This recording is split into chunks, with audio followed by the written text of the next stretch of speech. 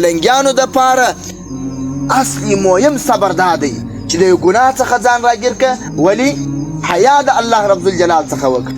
د یو ګناه څخه ځان راګیر که، حیا د رسول الله صلی الله علیه وسلم د کرداره وکړه، د رسول الله صلی الله علیه وسلم د صحابه د احوالو څخه حیا وکړه، د رسول الله صلی الله علیه وسلم د سیرت څخه حیا وکړه.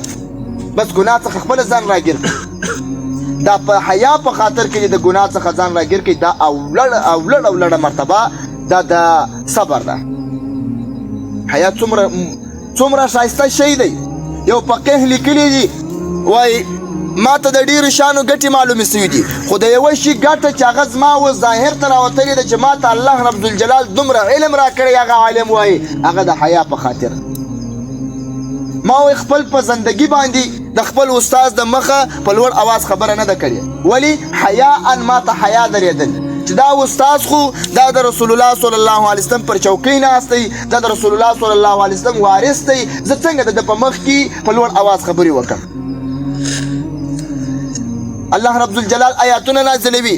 یا ایها الذین آمنوا لا ترفعوا اصواتکم فوق صوت النبی.